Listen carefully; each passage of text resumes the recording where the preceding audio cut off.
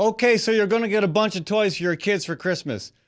Are they safe to gnaw on? We're going to talk with Sonia Ash with the Iowa Public Interest Research Group about that. We're also going to talk with Gabriel de la Cerda about the Latino vote in this election and the next one. But first, we're going to kick it off with Jim Sutton, longtime political activist who helped write Iowa's collective bargaining law. We're going to talk about this past election and look forward from there. From the RE/MAX Real Estate Concept Studios, this is Webcast One Live. Ed Fallon here, folks. Gateway Market and Cafe is your locally owned source for specialty groceries. Enjoy chef-crafted, prepared foods, artisan baked goods, organic produce, specialty cheeses, and hand-selected wines and craft beer. Visit the lively cafe for breakfast, lunch, or dinner 7 days a week. Gateway Market is centrally located on the corner of Martin Luther King Jr. Parkway and Woodland Ave. Stop by or visit www.gatewaymarket.com for more details. That's Gateway Market, folks. Good food, great community.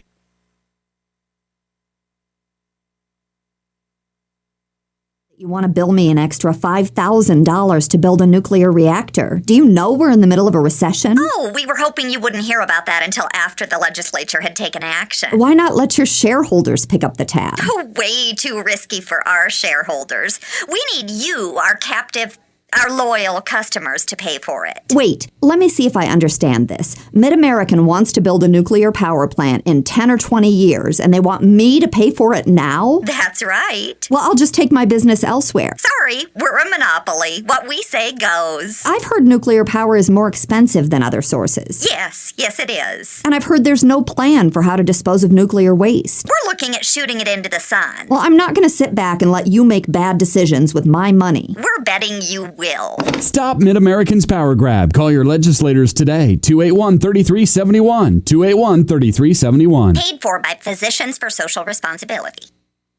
Located in the heart of Beaverdale, Tally's offers speedy and affordable rooftop lunch, catering for events both large and small, innovative cuisine, as well as vegetarian and gluten-free menus. Come to Tally's for live music, dry-aged steaks, Sunday brunch, and all-you-can-eat ribs every Monday night. Tally's Restaurant, Bar, and Catering at 2712 Beaver Avenue. Call 279-2067. That's 279-2067. From the RE/MAX Real Estate Concept Studios, this is Webcast One Live.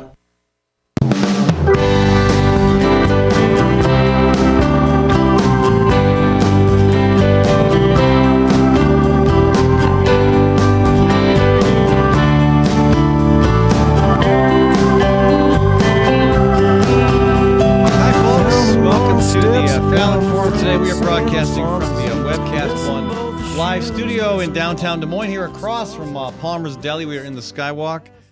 And do not be fooled. Yes, we're not sitting out in the cold in front of the State Capitol building, although it would not be a bad idea to be sitting outside in front of the State Capitol building. But lovely dome, isn't it?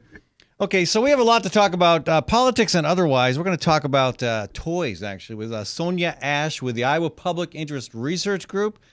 Yeah, toys have come under fire in years. Who knows? They used to be nice, safe, warm, and fuzzy things, but apparently there are problems. There are things you should know about.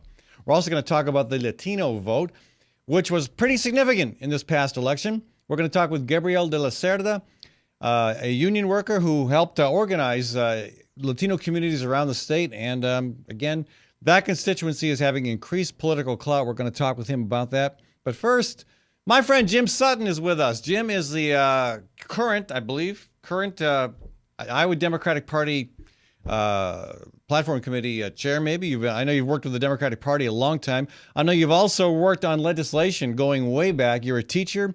You worked on Iowa's collective bargaining law, so you've seen a few things. More than a few. More than a few. It's like sausages. You don't want to know how they're made. Well, we don't want to know, but we really should know, because if we don't, who knows what they're going to slip into that sausage. Well, that's right.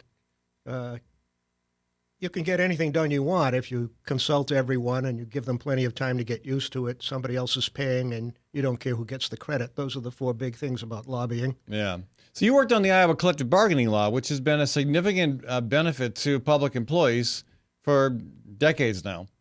Well, we did, and we got it from a Republican legislature and Republican governor in a right-to-work state. Never been done before, never been done since. Well, every once in a while, strange things happen despite the political mix. Well, we worked on it for 7 years, and we set up the first PAC in the state in order to get it done. But took a lot of organizing and a lot of commitment. And here's another, speaking of strange things that happen, when you, for example, when we had 4 years of Democratic control at the State House, the governor, House, and Senate, we expected maybe there'd be some accomplishments on hog confinements, on labor issues, on campaign finance reform.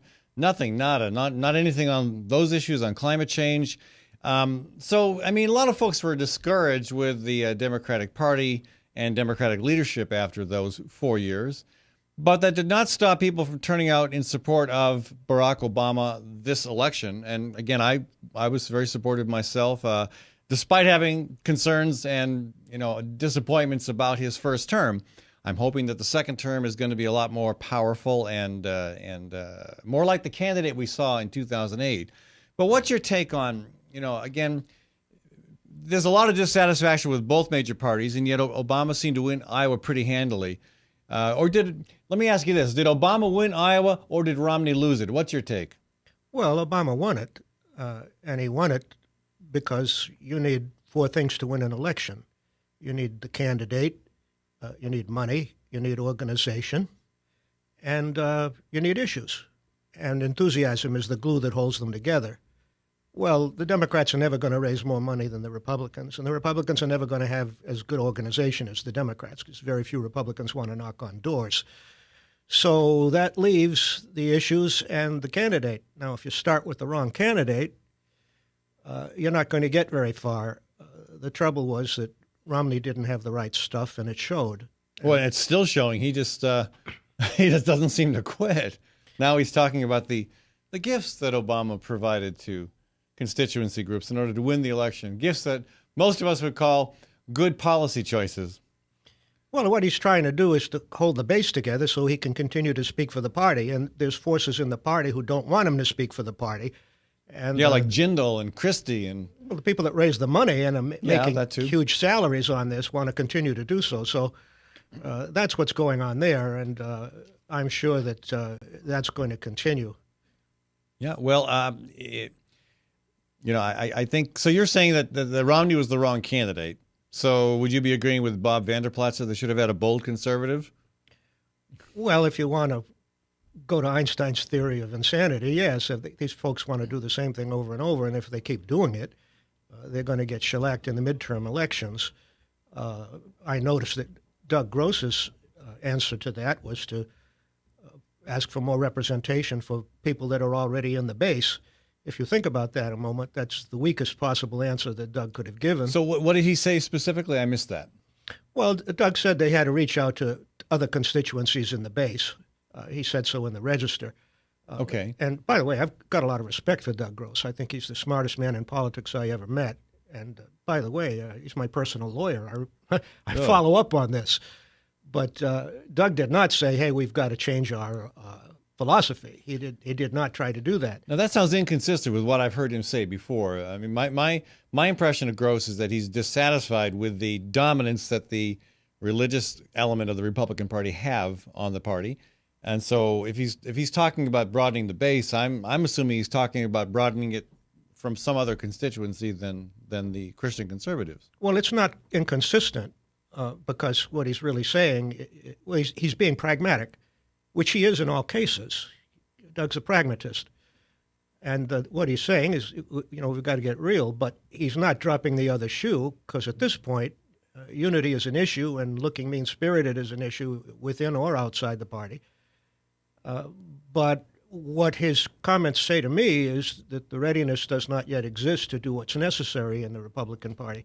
By the way, that the Republican Party in the state it's in is not a good thing for the Democratic Party. It's not a good thing for the country. It's certainly not a good thing for the country, but it almost seems to me it's the only thing keeping the Democratic Party in power. Democrats want a better future than the past. Republicans want to preserve the best of the past in the future. Now, both of those are legitimate. What is not legitimate is wanting to do nothing and make it retroactive. I guess I disagree, Jim. To me, the Republican Party wants to. There are some who want a theocracy, and there are others who want a just flat out corporate domination of everything, and that's the coalition that keeps the Republican Party going. The Democratic side, I think the Democrats may, in theory, want progress, but in practice, they are content to maintain the status quo. That's my impression. Well, I was speaking about the Republican Party of Bob Ray. Right, that's the thing of the past. I don't think so. I think those Republicans are out there. I think the trouble is those that are driven by ideology came to believe their own propaganda in this election, and it defeated them. I mean, they blamed their defeat on bad algorithms in their software. And the Democrats had better software, but that's not why they lost. They lost because they picked the wrong candidate. They spent on ads at the wrong time. The research says that you get a pop of 3 days from an ad, and the American political memory is about 6 weeks. That means every ad by both sides spent before Yom Kippur was wasted. The right-wing PACs waited till the last minute to buy their ads, and they had to pay twice as much, so that's not smart. Right. And they were so shrill that nobody believed them. But the interesting thing is they spent so much money on ads that they actually put stimulus into the electorate. And the stimulus favored Obama because what it did was it brought out those registered but unlikely voters, which he needed to win. So when you get right down to it, the whole strategy that was used was counterproductive to their own cause. You look at how many field offices the Democrats had. I think it was 67 or so. Yeah, it was a lot more than the Republicans had. They had, 16 or so? They had just had more boots on the ground. They got out-organized. And, we have a terrific state chair and a terrific executive director in the Democratic Party at this time. First rate. I have never seen both of those things together at one time as good as we have it now. Folks, Jim Sutton is my guest here today on the Fallon Forum, this first segment of the show. This segment is brought to you by Gateway Market. I also want to thank Physicians for Social Responsibility and the Iowa chapter of the Sierra Club for sponsoring this program. I also want to thank Elaine Jordan.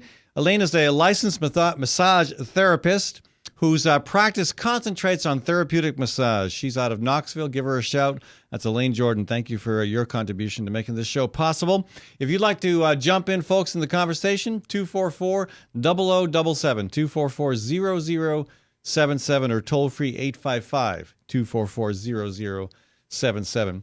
Okay, so, Jim, let me ask you this. A lot of people, you mentioned enthusiasm. And back in 2008, there was tremendous enthusiasm for Barack Obama. You didn't see that this time.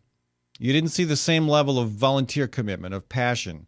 I think overall we probably saw less people turning out to vote for him, but still he won pretty handily. Again, I think largely because you said, as you noted, candidate was bad. Romney, not a great candidate. And I think your comments about the advertising too, probably right on target. But there is the deficits. The Democrats have an enthusiasm deficit that I think will only be addressed by delivering the goods, meaning policies that really begin to address some of the problems that are affecting people in their day-to-day lives. I mean, do you see that happening? I'm not optimistic. I want to be, but I'm still, not sure that we're going to see significant change. We've already seen one, Ed. The Democrats ran on the welfare of the middle class. Now, that's a new theme. 2 years ago, that wasn't a theme. And I think they're serious about it. Of course, Obama has made some mistakes, and we're not supposed to say so, but if he had started with banking reform before health reform, he'd have got them both. I think he was a little sentimental. I think he didn't understand Washington being a newcomer. And he had a lot of Washington insiders in his administration, which is not a prescription for change. No. But I expect that will change this time. I never understood why he had all those Washington insiders. It's because he didn't have enough friends in Washington to set up his own cabinet. I think that's fairly clear. But when you really get right down to it, a lot of people were voting against what the Republicans had given in the previous 8 and 10 years. Sure. When you start thinking about it, the only way they could have won this election was amnesia. And they tried very hard to push that across with all of these ads, but it didn't work. Because when you have direct experience, it pushes away the vicarious experience in the ads, and you no longer credit them. When you start to think about, what they gave us in the last 8 years, it gave us torture, rendition, concentration camps, secret laws in secret courts. Okay, now wrap your head about that. But let me stop you there. President Obama signed a lot of that stuff. Well, yeah. And he did not close Guantanamo Bay. Yeah, that's okay. so. But, so is this a critique of the Republican Party or both parties? Well, he probably couldn't have got it through, but, we were dealing with the reaction to 9/11 still. What prevented him from closing Guantanamo Bay? And what forced him to sign the NDAA or the Patriot Act or that anti-protest bill? No one forced his hand to sign those. Fear. When a democracy's under stress, it takes steps that embarrasses them. And then they back away from him. The biggest dictator of all was Lincoln. He suspended habeas corpus, which, of course, Bush also did. We got invasion under false pretenses. We got spying on citizens. We got ignoring laws, selective enforcement, suspending civil rights, devalued dollar, budget and trade deficits, foreclosures, unemployment, shrinking middle class, depression, $2 trillion war on a credit card, 100,000 Iraqi dead, over 5,000 American dead. Okay, and now we have the longest war in U.S. history in Afghanistan, which the president has ramped up. Yeah. I guess I think some of the things the president did relevant to the economy and trying to help provide some stimulus, that was helpful. And you're not going to get that from Republicans. They're going to want to attempt this trickle down economics, which has been pretty much proven to be ineffective, to be wrongheaded. Even George Bush the elder criticized it, and his criticism is still, I think, on target. So, yeah, there are some differences, but, some of what you're saying, some of the criticism you were making is applicable to President Obama as well. What the president did was act on what his mother told him. Don't think the worst about people until you have a reason. Now, he went in there thinking he could pull people together and be nice, and he's discovered that people dug in their ears and tried to ruin his presidency just out of malice. Okay. And now he's not going to be a nice guy. He's going to push. Okay. So what do you expect to see differently this term? I'm hopeful, but tell me what you think. I expect to see a lot on banking reform. I expect to see the health care fully financed. I expect to see something that nobody's talked about, big capital spending in order to revive the economy. I think so. Another stimulus package, one focused on public amenities, not money for the banks. Public amenities, it's infrastructure, like an old WPA program from the 1930s. Well, I don't think we'll go that far, because if we were going to go there, we'd have done it already. No. Maybe we'll put kids to work in the summer, college kids, cleaning out all that brush to prevent forest fires. Instead of giving them loans, we give them money for college. So how do you do all that while addressing the fiscal cliff and the deficit and the debt? The fiscal cliff is really easy. It's another manufactured crisis like the debt ceiling. First, you just have to find out where the loopholes are, closing them, find out how much money that raises. The next thing you do is you cut back on government, find out how much money that raises. Then you find out how much more money you have to raise, and you raise taxes. But the fourth thing is increasing capital spending, and nobody is talking about that. We need to raise taxes in order to put people to work, in order to repair our aging infrastructure, not just highways, but high-speed trains, other things like that, these electrical grid, the wires, all of that stuff. Solar power, that'll move. But we're really not talking about a plan at this point. Remember, Ed, if you look at history, think about why people are remembered. You change the alphabet, you conquer the world, or you build public works. Those are the three reasons the Caesars taught us. Now, so you're only the third one's viable. But you share my critique of Obama's first term. It sounds like we have some joint concerns about what happened and what didn't happen. And I think we have some joint optimism about what might happen in the second term. I'm not willing to wait too long.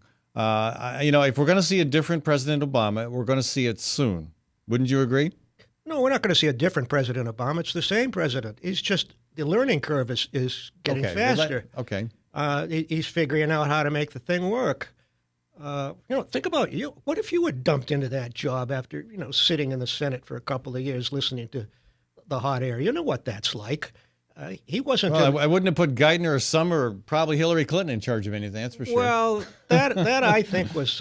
Or for that matter, Tom Vilsack. I'm sorry. I want somebody in charge of the USDA. And I like Tom, but I think that would have been a good chance to show a new direction in agriculture. Well, I think that was a favor to his Iowa campaign chair. And I think a lot of Mrs. Clinton was for that purpose. Well, keep your enemies close, I think. Well, no, I don't think she's an enemy. I think I think he planned to keep Bill close because he needed that advice. Who did he have to get advice from? Yeah, but he's going to be his own man, and that's what's going to be different. Jim, I've got to run to a break. I want to thank you for joining us, Jim Sutton, folks. I want to thank Gateway Market for sponsoring this segment of the program. Gateway is at Woodland and 20th in the Sherman Hill neighborhood of downtown Des Moines. You should check them out, folks. They're a full-service grocery store with everything from food to cosmetics. They do catering. They have breakfast, lunch, and supper in the cafe. And a lot of their stuff comes from local sources. And again, their money stays local. So check them out, folks. Gateway Market and Cafe at Woodland and 20th in Sherman Hill neighborhood. We'll be back in a few minutes with Sonia Ash with the Iowa Public Interest Research Group about the toy safety report that PIRG has just put out.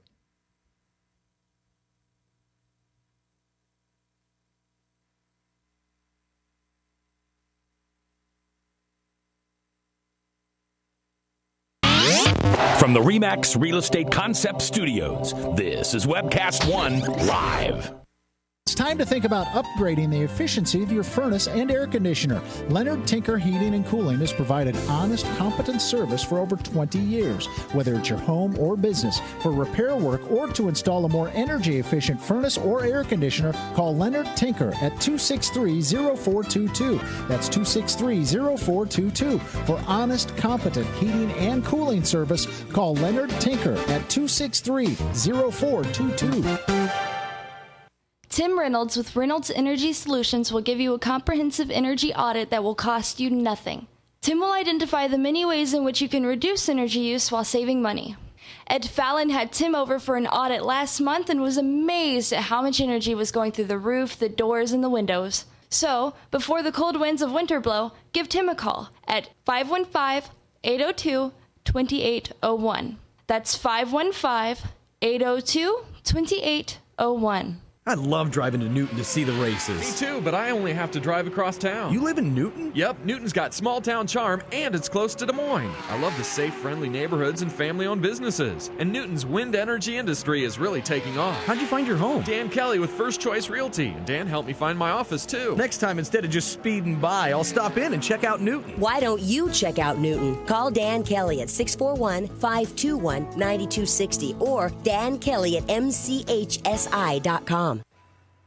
Drug and alcohol addiction slowly steals a person's identity, tearing away pieces of their life little by little until one day it seems like the hope of a happy future is gone and there's no chance of getting it back. Here at St. Gregory Retreat Centers, we can assure you that there is hope. Our unique approach to recovery begins with the understanding that the dysfunction and damage caused by addiction can be overcome, not just dealt with. Don't let another day go by. Call St. Gregory today. Whether you're 10, 25, 50, 80 years old and beyond, everyone needs to live within their means. I'm Tom Coates with Consumer Credit of America. For almost a quarter of a century, we've helped people of all ages learn to manage their personal finances to benefit them far into the future. When problems arise, we've got the experience you need to make those debt problems go away. Got financial problems? Call Consumer Credit of America. Well, hi, I'm Rob Spearman. I'm a broker-owner of RE/MAX Real Estate Concepts in Des Moines, Iowa. Give us a call if you're looking at buying or selling a home, or if you're having trouble on your mortgage payments or looking to purchase foreclosures. We have the agents to help you, experienced, outstanding agents. Our office number is 515-276-2872. Or if you'd like to look at homes, go to our website, homeconnectusa.com. From the RE/MAX Real Estate Concept Studios, this is Webcast One Live.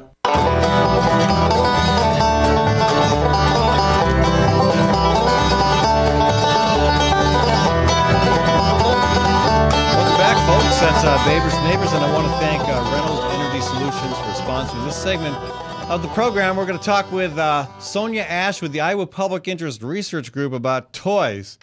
I mean, I don't do a lot with toys. I don't know, Bike. Do you? I mean, do you play with toys? I did when I was a kid, I guess, but I read a lot mostly. You read a lot. I'm an intellectual. Well, I guess you would want to be an intellectual to have to put up with me for what, 55,000 miles? Sometimes I would actually prefer not to be an intellectual, but I don't know how to take that. But I think that almost hurts. All Ah. right. So anyway, you don't. I mean, what kind of toys do bikes buy for their family members? Like little horns or like the little honker things, trikes like that. All right. I don't know. The older we get, the more we like new parts. You know what I mean? Like New parts. like wheels or handlebars. All Or right. sometimes our seat just kind of gets rough and it hurts. Yeah, you think it hurts you? Okay. Nearly everything has been replaced, by the way, except the frame. And I'm not once complaining. Once the frame's gone, you're done. Okay. I am not complaining. All right. Good. Out of the mouths of bikes.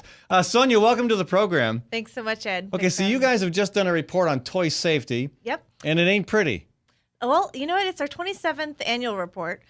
So we've been talking about trouble in Toyland for 27 years now, almost 3 decades. And one thing I can say is that at the very least, it's improved a lot since 2008 when we were able to pass a lot of new regulations, including a lot of more restrictions on toxins in toys. So we saw a lot of recalls back in 2008. You may remember that. Right. So the work has paid off. Yeah. 27 years worth of calling attention to toy safety. We had the most prominent scandal in recent years were the toys coming from China. Sure. That were loaded with lead. Yep. I mean, to the point where kids were getting sick, and maybe there might have even been deaths. I can't remember. And I mean, we still import a huge number of toys from China, and the United States is the #1 market for toys in the world. But Because we have more kids, or just richer kids, maybe wealthier kids, yeah.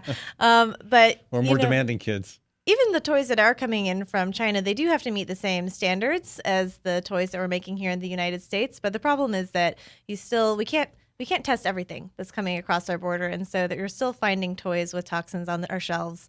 And we still also find a lot of choking hazards and So toys that, because of their design, are inclined to present a choking risk.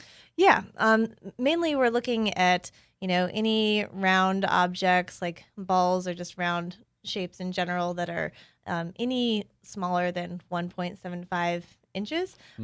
Really, like anything that's smaller than anything that could fit through a toilet paper roll. You don't want to be giving to any children who are under the age of 3. Okay, and so aren't toy makers required to put an age specific span on there? Yep. Suitable for kids over 7, over 10, whatever it is. Yep. But that doesn't mean that your younger brother can't get a hold of that toy, slide it through a toilet paper roll, and choke. Sure. And one of our biggest recommendations for parents going into this huge shopping season that we're about to hit up is that parents actually need to be paying attention to those warning labels because they're there for a reason. Even if your child is a genius or if you think that they can cognitively or physically handle a toy, those warnings are there for safety reasons. So there might be a choking hazard that can pose a risk to a child who's 3, even if you think that they can handle toys of 6-year-old. So some of these issues are just consumer awareness, just people being smart shoppers and knowing what they should and shouldn't give to their kids. Yep. But other issues involve, manufactured decisions that in some cases, should be made with a broader view in mind. I mean, I don't know. Let me switch back to the lead issue. Mm-hmm. What was going on in China that so much lead ended up in toys? We see that lead. We've had restrictions on lead in paint for years. I think it's a very widely known issue, right? And it's just cheaper. Lead paint is cheaper than some of the. It was the toys, the paint on the toys that had the lead. Yeah, exactly. And in China, there was no restrictions on using that. They may be gaining some new restrictions now, but certainly not as stringent as ours. But like I said, the toys that are coming over our borders, they do have to meet the same standards that we've set here in the United States. But we need to make sure that the Consumer Product Safety Commission is actually getting the funding that they need to test more of those toys, because a lot of them are still making it through. One that we found during our survey was Megabots. Megabots. Very Bots. similar to like the Transformer toys that you'd see. Okay. This is okay. Yeah. Something that you can find at any major toy retailer. We picked up ours at Toys R Us, and they contained over 100 parts per million of lead, which is the current standard by the CPSC for lead restrictions. Yeah. So they're, over that federal limit. We'll certainly be sending in our information to the CPSC about that. But, just because we have these standards doesn't necessarily mean that there aren't still toxic toys and dangerous toys on our shelves. Okay. So, what do I want to say? Some toys. Okay, there was a campaign years ago. This is a little bit of a tangent, but I just wonder whether you're addressing this at all. Sure. There was an anti-war toy campaign, and some people feel that's silly. There's no harm at all in kids having little plastic soldiers, but certainly the toys have evolved beyond just little plastic soldiers to video games that are very violent, very destructive, very real in terms of their representation of war, without any of the actual carnage and casualties. But some folks feel very strongly that that's a dangerous development in toy manufacturing. I'm curious, do you get into that issue at all about the effects that toys might have on a child's psyche, on their responsiveness to violence, to war? We don't address that in this report. I mean, I would personally advise parents to, keep that issue in mind when shopping for their kids during the holiday season. But we're mainly addressing toxins, noisy toys that can lead to deafness later on in the years. I used to hate noisy toys. If somebody I never bought my kid a noisy toy, but every once in a while someone would buy them a noisy toy, and it was just amazing how frequently those noisy toys disappeared into some black hole that they never were seen from again. But they're not just annoying though. You're saying that sometimes the decibels are loud enough where they're actually causing health problems. Yep. Both. So for toys that are meant to be close to the ear, like you see fake cell phones that you can get for your kids, those can't be over 65 decibels. We found a number of examples that were closer to 85, that, it winds up eroding children's hearing after a while if they're listening to it frequently. We found other toys that were closer to like 92 decibels.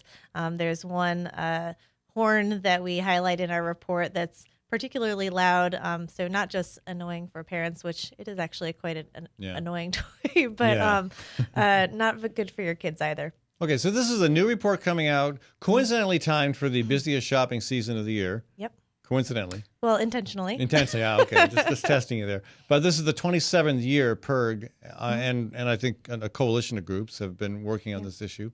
Yep. We've been working on this issue for a really long time. We were very much engaged in the process, pre-2008, and actually getting decision makers to start having better standards. And at this point, it's just making sure that we're enforcing them, being vigilant about strengthening them where we can, and identifying new risks. One of the new issues that we brought up in this year's report is high-powered magnetic toys. So sometimes high-powered magnetic toys. Yep. Sometimes you see them regularly on store shelves. There's like those sort of elliptical magnets that you can hold on to both sides of your hand, and they can snap together. I can't think of the last time I browsed a toy shelf. Yeah. Anyway, but I'll take your word for it. Yeah. So why are these a problem? Well, we've seen like over 170, major emergency room visits from children who have been ingesting these high-powered magnets, and so not only is they swallow them. Well, yeah. Not only is it they're small enough to swallow. They're small enough to swallow, definitely, and they aren't only a choking hazard, but once they actually make their way down into your intestines, they can cause a lot of problems due to that high-powered magnetism. And so, sure, any other metal objects the kid has swallowed will gravitate to that magnet and form a block there. That's my theory. I'm sticking with it. Yeah. All right. Yeah. I've never heard of this problem. I'll have to browse store shelves for toys more often. Yeah. All right. So I mean, and I'm sure you don't get into the deeper issue of why do Americans spend so much money on so many things that so few people actually need to celebrate the life, the birth of a kid born in a stable, a homeless baby who was happy just to be, to be warm and fed. Well, I mean, we recognize that this time of year, you're going to be shopping for your own kids, probably a lot, that your family members and friends are going to be shopping for you as well. So we want to make sure that people that are going out there, whether it's purchasing toys for their own children or for friends and family, that they're at least being careful and being aware of some of the risks that are still out there. And you're staying on message very well. I'm trying to get you distracted by joining me and saying that don't go crazy on shopping this year, okay? Just back off a little bit. Don't get so much junk. It's just going to end up in the landfill anyhow within a short order. So that's my advice. But anyway, if you are going to buy toys, don't buy them with lots of magnets in them. Don't buy stuff you're going to choke on. Don't buy anything with lead in it. Mm-hmm. And check out PERG's report online. Sure. Yep, you can check it out online on our website. And then we also have a mobile app that you can access via just like any smartphone when you're going around shopping, which is www.toysafety.mobi, M-O-B-I. Toysafety.mobi. Yep. Okay. So one more question. Mm-hmm. Obviously, there is a legislative component of this because some of these concerns require the tightening of laws. Sure. And has that gone, and this has been going on for 27 years, so I assume there have been some legislative changes at the federal level, primarily, I'm assuming. Yeah. Because it deals with commerce. So how has that gone? Has there been much, once people find out that a toy is a problem, or that certain components cause problems, is there an anti-toy safety lobby out there? Well, there's definitely an industry lobby out there, and we're encouraging our policymakers to recognize that there's a ton of issues that we work on out there. This is one that's very much non-political. This is about the safety of our children. Right. Shouldn't be a partisan issue at all. But there's, is it Toys R Us? Who's on the other side? Walmart? Sure, industry, some manufacturers. One of the recent successes that we had is we now require manufacturers to do their own testing as well, on top of what the CPSC is doing. Why would self-testing help? How can we trust them to do a good job? Well, since it's like trusting Farm Bureau to monitor the water quality here in Iowa. Well, if they're going to be sending their toys through labs that are recognized nationally, then hopefully they're not going to fudge on their numbers.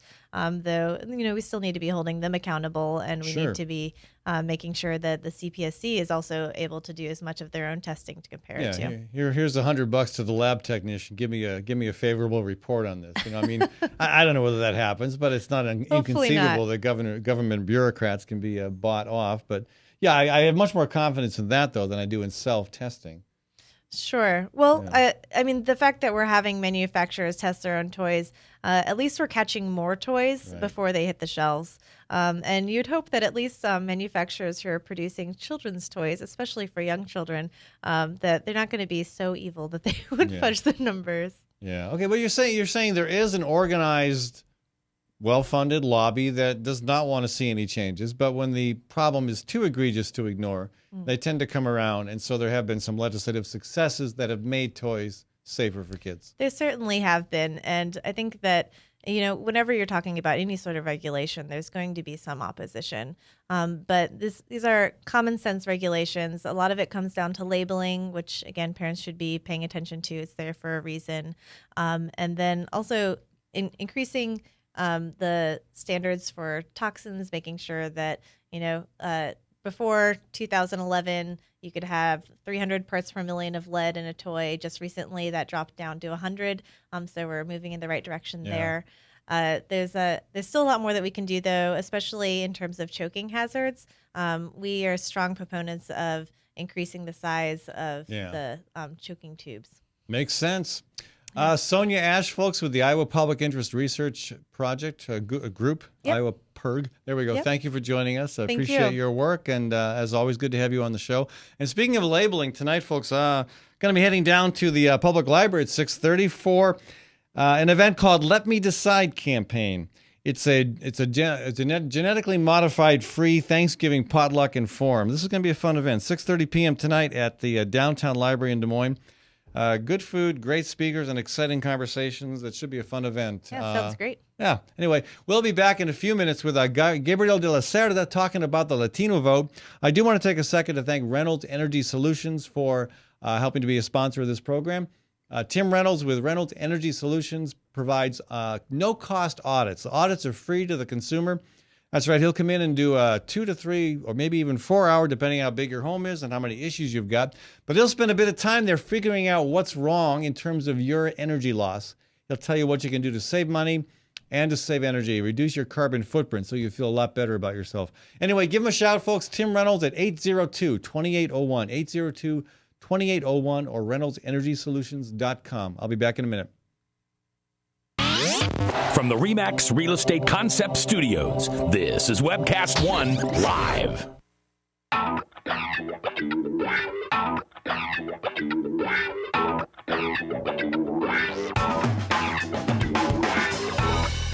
Well, good morning. This is the 7th of June in the Lord's year 2010, and this is day 1 of Webcast1Live.com. We will begin with Max World Live with my special guest, Tom Coates. In just a minute, there's Tom. Wait. Howdy. And we will be live for the very first time on Webcast One Live.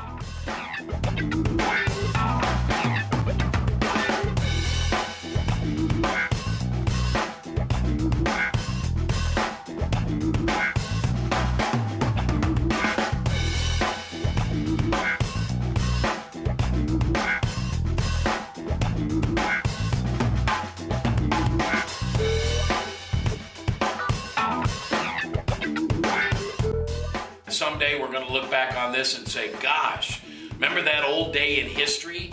Wonder where Walter Cronkite was. He must have been around hanging there too. But actually, it's the beginning of Webcast One Live. And thank you for listening. Thanks, Rob Spearman, and everybody who's put together this project together. And we're ready to go live now. So thanks for listening to MaxWorldLive.com.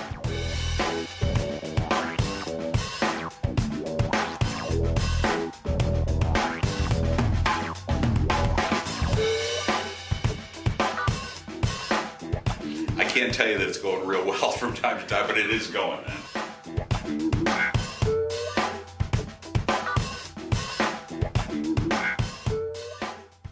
Hi, folks. It's Ed Fallon here. Proof Restaurant at 13th and Locust. You've probably been there for their award-winning, nationally recognized lunch specials.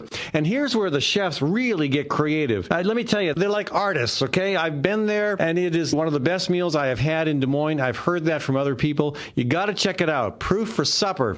Do not assume you can get in. Make reservations. Contact Proof Restaurant online at proofrestaurant.com or 244-0655. That's 244-0655. This is Dr. Holding, the Story County Veterinary Clinic. For 15 years, we have been spaying and neutering feral cat groups at affordable prices. Wild cats destroy game birds and songbirds. A single female cat can produce over 4,000 kittens in 7 years. The shelters are full, so unwanted kittens will be put to sleep. Your cats will stay home and stay healthy. Call us for all your dog and cat needs at the Story County Veterinary Clinic between Ames and Nevada on Highway 30, 1 mile east of Interstate 35, 515-232-8766. Nestled in the heart of downtown, Ritual Cafe is one of Des Moines' most unique places, offering a wide variety of coffee and tea. Ritual Cafe also serves the only all-vegetarian menu in town. And Ritual Cafe is a cultural hub for artists and musicians, with a performance stage hosting local, national, and international talent. Make Ritual Cafe a part of your daily ritual. On 13th Street between Locust and Grand in downtown Des Moines. And check out ritualcafe.com. More than ever, average Americans are being squeezed by high energy prices. For decades, oil companies like British Petroleum have demanded access to the oil off America's coasts, and they even receive taxpayer subsidies. Yet increased drilling won't solve America's energy problem. It will only increase oil industry profits. The Iowa chapter of the Sierra Club supports clean energy solutions, energy efficiency, and conservation as the pathway that's best for America, both for our environment and our economy. For more information, go to iowa.sierraclub.org. That's iowa.sierraclub.org. From the RE/MAX Real Estate Concept Studios, this is Webcast One Live.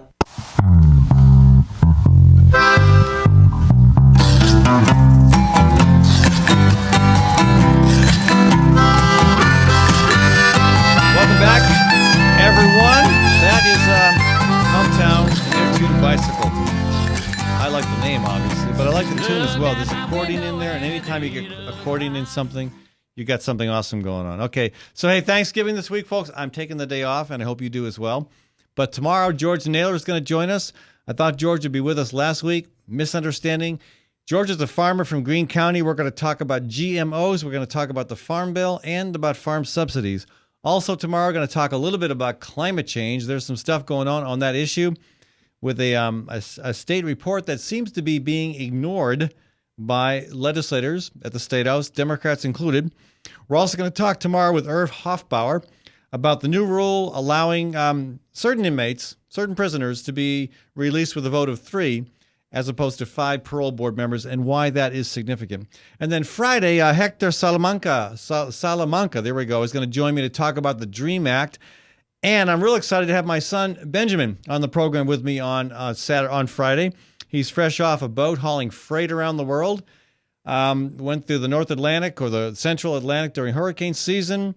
Took pictures of pirates off the coast of Somalia. It's been an interesting adventure, and I'm looking forward to having his presence in the studio on Friday. So, right now, Gabriel de la Cerda is with me.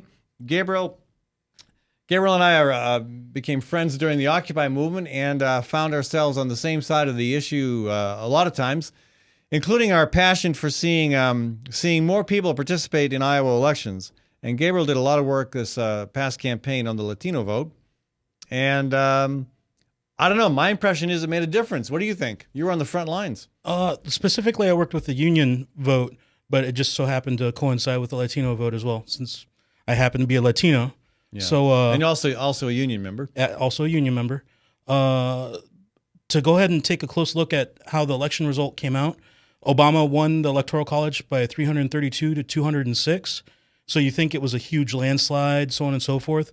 But if you take a look at the battleground states, it was a lot closer than that would entail. And the reason Obama was able to win all these was partially due to the Latino vote. For example, here in Iowa, Latinos, due to the 2010 census, Latinos became 151,000 members of the Iowa caucus. So it went up, the population of Latinos went up in Iowa by 80. Right, but what percentage of them are actually voting? About, of that 151,000, about 60,000 came out and voted. To give you an idea, Obama won Iowa by 88,501 votes. And Obama won the Latino vote by 71%. Wow. Okay. And that wasn't just here in Iowa. It happened all across the battleground states. Isn't that higher percentage than most parts of the country? Specifically with the battlegrounds, yes, because Iowa, Nevada, Colorado, Florida, Virginia have all seen large spikes in the Latino population. And because this Latino population has not only grown, but they've actually taken part of their American patriot duty and go out and vote, they've actually been able to have a voice at the table starting November 7th. Because right after the election, you started seeing Republicans turn around and say, oh, all of a sudden we have to start working on immigration reform. Yeah, right. Isn't that fascinating? I mean, Republicans really, they seem to have gone out of their way to alienate as many constituency groups as possible. I mean, if you're gay or lesbian, you have no place in the Republican Party. Even if you're a woman, I mean, I don't know why women would get behind a party that doesn't support equal pay. Certainly, if you're a union member, they're openly hostile to union members, and they've been very hostile to Latinos, especially over the immigration law. So, it looks like the angry white conservative male voting bloc is what the Republicans have nailed, and that's a shrinking demographic. So I don't know. So yeah, they've come out now in favor of immigration reform. Is it sincere? Are we going to see any action? Is it going to be strictly Obama working on this with maybe the Democratic Senate, but opposition in the U.S. House? It's kind of like showing up late to the party and not bringing a gift. So, for example, Marco Rubio was recently in the state. I guess he was saying happy birthday, Terry Branstad. Terry Branstad came out and said that the Republican Party has to go ahead and become more inclusive and start courting that voting bloc. And it's not because they want to do the right thing. It's because they're starting to look at the numbers. They're starting to look at math. And they're like, oh, my God, if we don't actually start adding to our membership or taking away from the Democratic tent, we're going to become they're basically going to become a Southern party. They're going to be a party that is representative in certain demographics where it's not a true melting pot of America anymore. Yeah, and I guess I think we're seeing that. So, again, the Latino vote's significant in this election in Iowa. You said there are 150,000 Latinos in Iowa now, the largest minority group in the state. I think almost twice the size of the African American constituency. That sounds right. Yeah, and that's just a recent development. That's been very recent. Mm-hmm. So, again, it's hard to say. So Obama beat Romney by 88,000 votes. I think it's probably a stretch to say that it was Latinos that put him over, but certainly with a 71% margin of victory for Democrats over Republicans among Latinos, it had to be significant. But again, my concern is that there's a lot of Latinos who some who can't vote and shouldn't. If you can't vote, you shouldn't. But if you can, you should. But are there a lot who fail to register to vote either because they don't understand the process or they're afraid that somehow it might be used against them? And that's one of the things that the DNC and the liberal and the left-leaning organizations really stressed upon. Like within the union, we went out and registered everybody to vote that we could legally get registered to vote. The DNC did it as well. They were at Latino festivals throughout Cinco de Mayo. They had booths set up and said, hey, if you're not registered to vote, come out here. We'll fill out the information. We'll go ahead and get you started. And that was one of the key ground game things that the left did better than the right.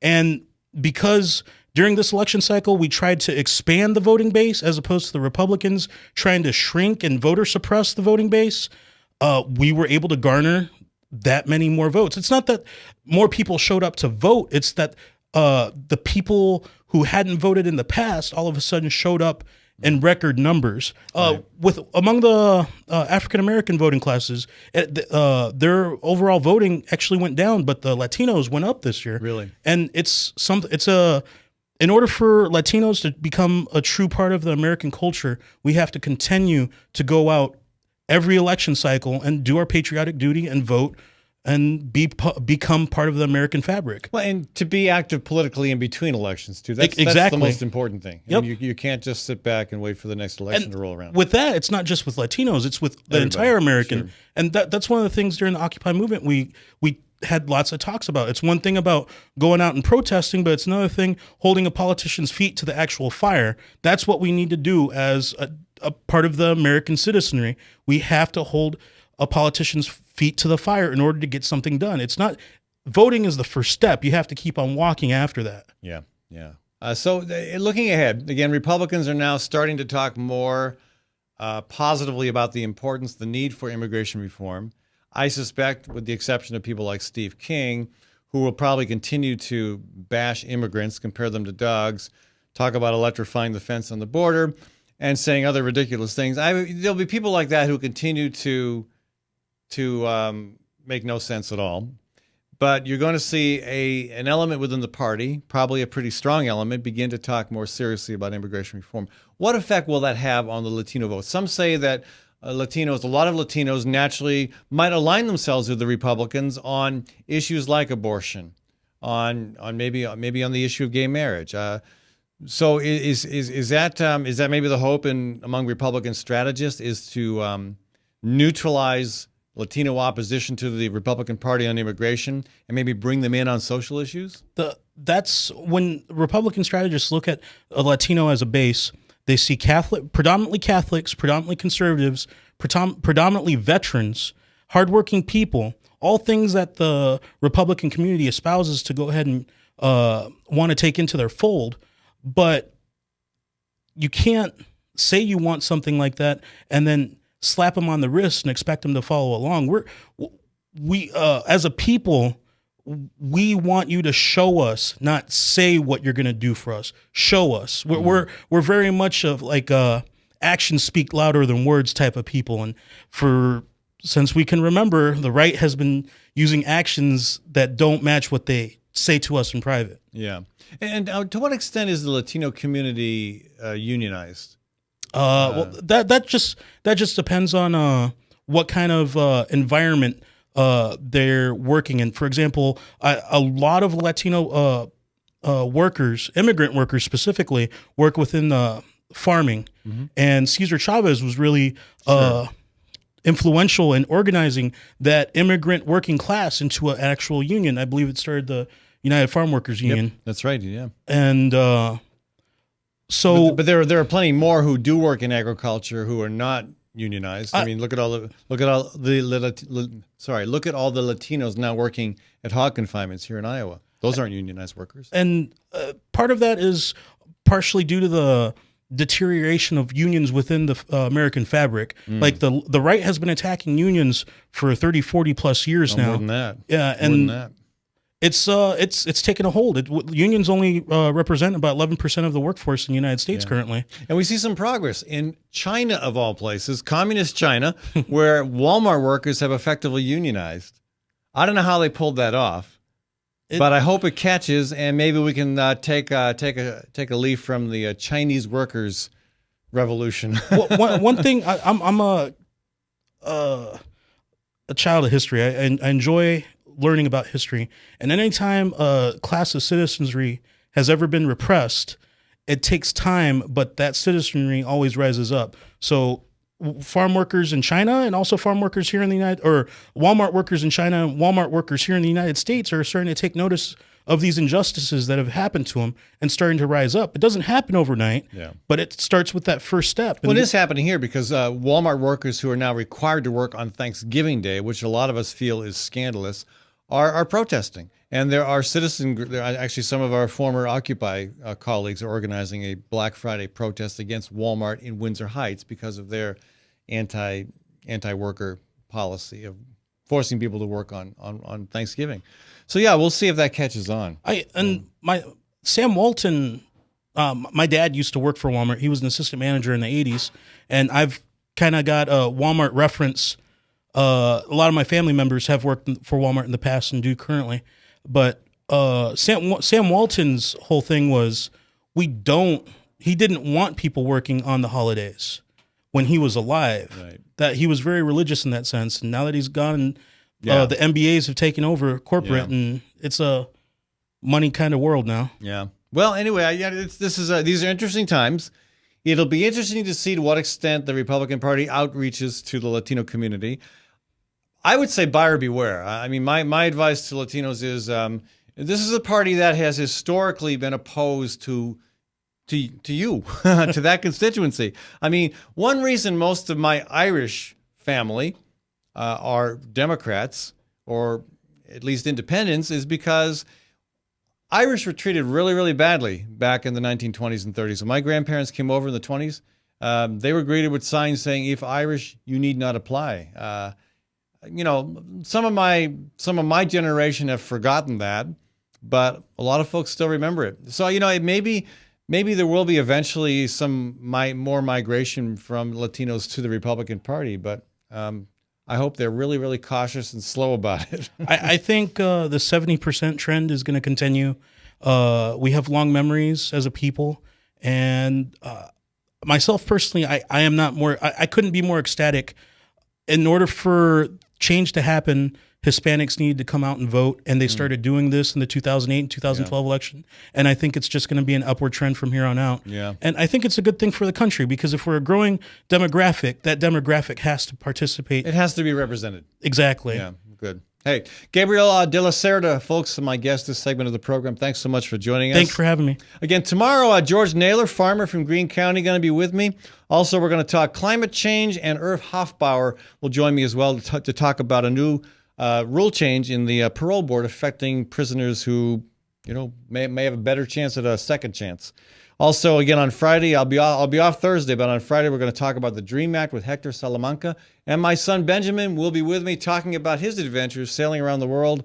Well, sailing's the wrong word, but hauling a freighter around the world. I do want to thank all of our sponsors, including Proof Restaurant. Proof is at 13th and Locust in downtown Des Moines. You have probably checked out their wonderful lunch menu, award-winning lunch menu. They're open now for supper Wednesday through Saturday. There we go. And I highly recommend making reservations. They do get busy because their food is incredible. The chefs are like artists. I would check them out, folks, at 13th and Locust. Make a call first, 244-0655, 244-0655 to make sure you've got reservations. I'll be back tomorrow, folks, here from the Webcast One live studio. I want to thank Maddie Arrington, my producer, and remind you to stay tuned for Bradshaw. Leach, owner and general manager of Service Legends. I brought along a couple of the home comfort heroes. Hi, I'm Tammy Wells. I am Nick Wondershot. I'm administrative manager. I'm the senior technician from Service Legends. It seems like every good thing, when you feel it to the bone that it's good, there's a lot of hard work put behind it. I don't think that you can fake it and have it turn out good. You know, if we seem like, okay, that's just weird, it's just a furnace, why would you believe so deeply in a furnace? It's not just that, you know, we want to show the world that you can have good service. Yeah, I mean, it's got to be, it's your home.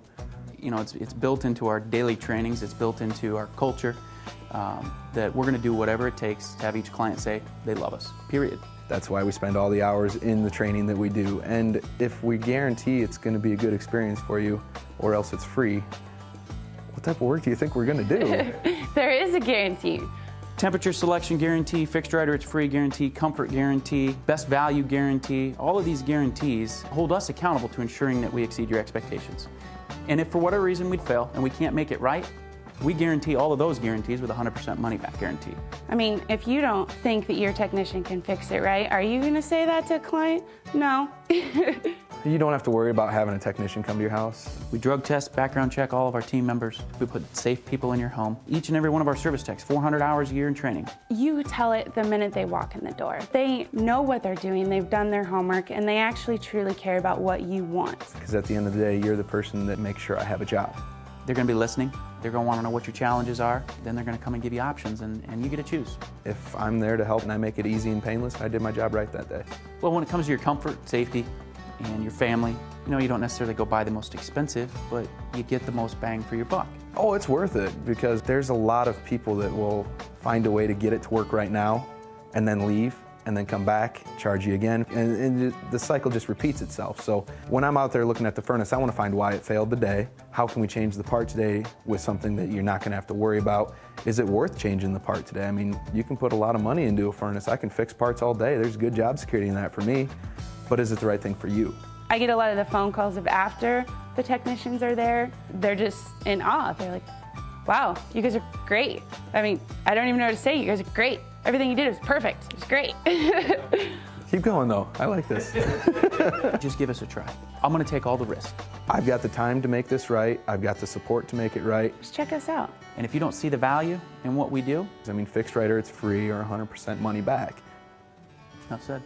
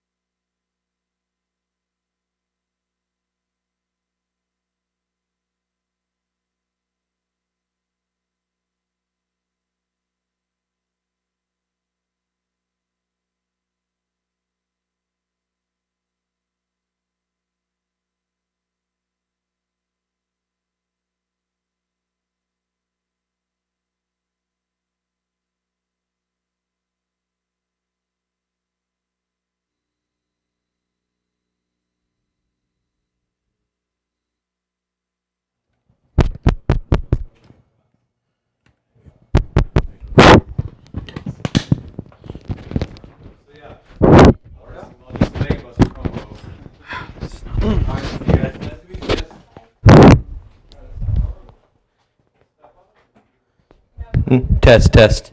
Is that speaker plugged in out there? Unplug that crap. See you later.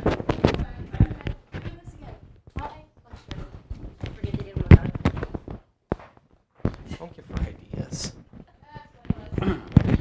Yeah, we met a long time ago. I'm sorry, I'm trying to be. We're. Go down through the shirt. I'll be nicer next time. I promise. You're just in a hurry. See you later. Nice to meet you. Get out. Nothing personal.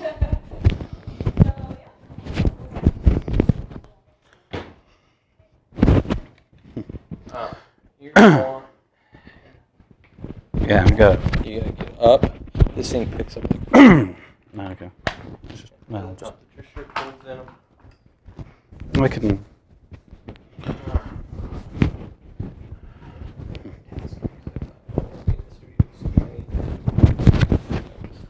I need you back further. Good time to be phlegmy.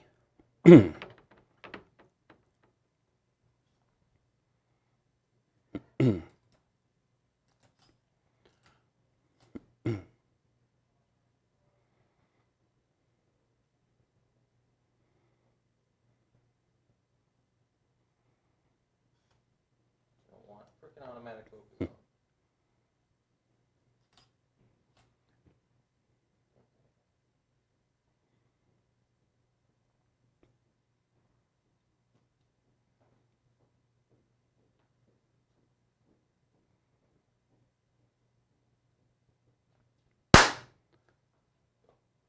Oh, is that the clapper cards? Okay.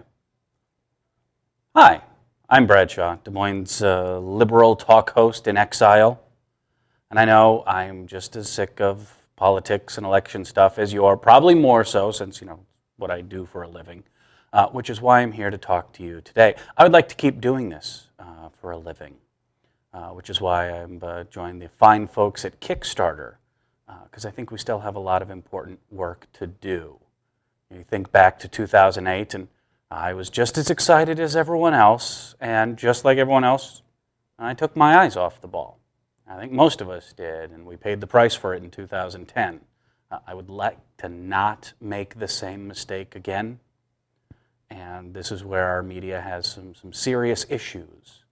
Whether it's, the horse race, and it's a dead tie, election. It's Hostess, and obviously the unions killed him, or turning our DNR and our water quality here in Iowa. Oops. New card.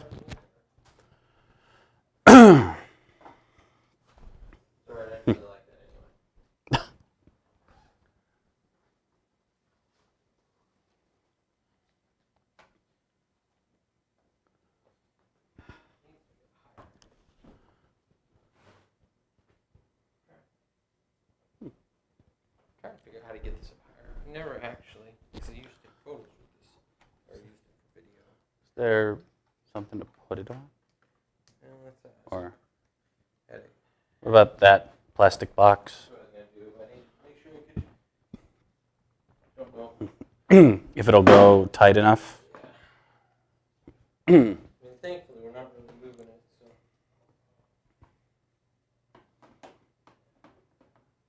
That irritates me bad. He's trying to think out. So yeah, who is that? That's the new producer, probably the one that really will replace me. I'm trying to get out of production. I hate production. So, I'm a talent. I'm not production. I know how that goes. I don't need to be here again or cocky. That's what I want. You're preaching to the choir. I have no problems with it, just as long as she knows what she's doing. We won't be in a bind. We're willing. And I got to figure out how to make some money. Owning this has been kind of a cost. Not really. Because Mac isn't sharing what he's making, and then all the shows that he would share with me, he gives for free. Like yours. I like you, but I'm done with free. You're it. Nobody else gets free. Oh, Do you want? has there been any movement on his substance abuse show or whatever? If you mean by The- movement, like it's not going to work in the end. Oh, something happened? Basically, Mac said he wants to own the show, and they were like, "No, we want to own the show." He's like, "Well, what's to say I don't build this whole show for you?" You know, and then you cut me out. I'm like, "Nothing." He's like, "Exactly."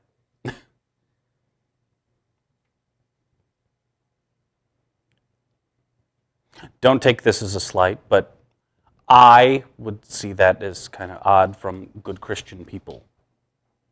I hope you take that the right way. Like, that you don't think would be an issue, but... Well, unfortunately, we're all human. I don't think it's a slight. I just recognize we're all human. Hi, Bradshaw, Des Moines liberal talk host in exile. You might remember me from my previous hit says, being stuck between Glenn Beck and Sean.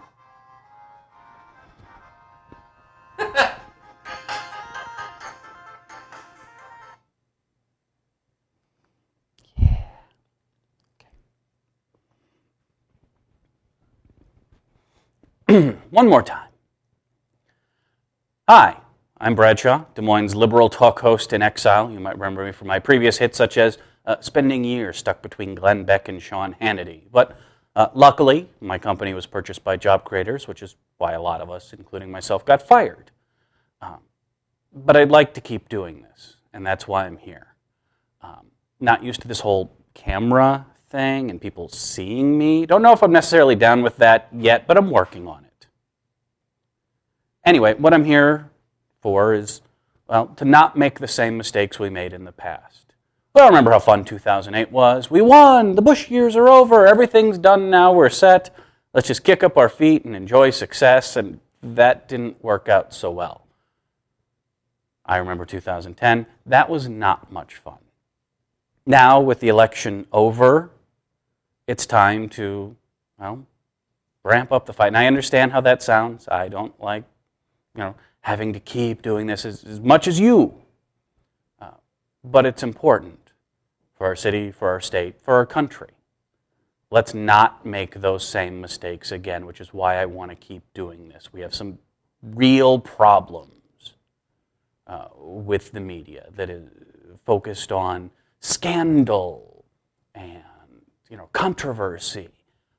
Actual information is an afterthought. It's not even a happy accident, as Bob Ross would say.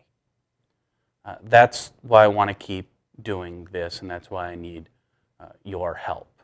Sure, you can turn on cable news, and you can turn on the 6 o'clock news, and you can hear about how close this election is, and it's dead tied. Yeah, that wasn't the case. Or how evil unions killed Hostess, while we conveniently leave out the tripling of the CEO pay. No one here is going to talk about Farm Bureau taking over water quality in the state of Iowa. These are the things that I want to keep talking about. These are the things that need to be talked about. And that's why I'm here, and that's why I'm staying here. And I could have, got fired, time to, send out the tapes and resumes. And I was surprised when I came back in 2005. My thought was I was going to come here, learn to do talk radio, and then go off, do something else, somewhere else, some bigger market, bigger town, brighter lights. And I got fired, and I'm like, okay, well, now it's time, I guess. And I realized I like it here. I want to stay here, and I want to do what it takes to stay in Des Moines, stay in Iowa. I like being an Iowan and growing up and going to Valley High School. I don't think I would have ever said that. So with your help, we can keep this going. If you help fund this project, we keep the show on the air and we keep the information flowing, and hopefully we can learn from our past mistakes and not repeat them, and I want to be part of the solution. So thank you for your time, and probably more importantly, thank you for your money, and thank you for tuning in every day here at The Bradshaw Show, www.thebradshawshow.com. Tell a friend, tell a frenemy, I don't care which. Thanks for taking part.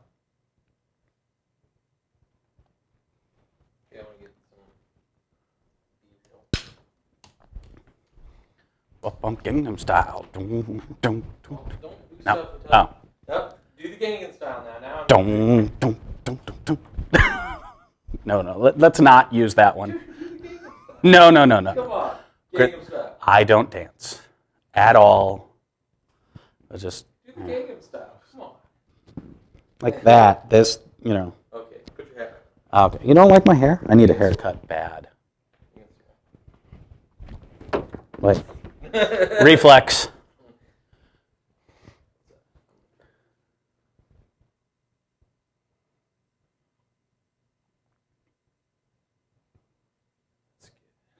Do like a. I'm too close. Oh. Like do like the Hulkster. Yeah. See, this is where oddly self-conscious does not help, I'm sure.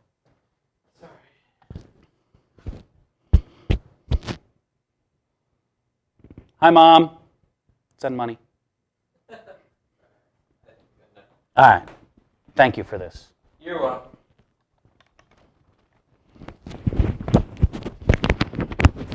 Now I've got a little free stuff. Just telling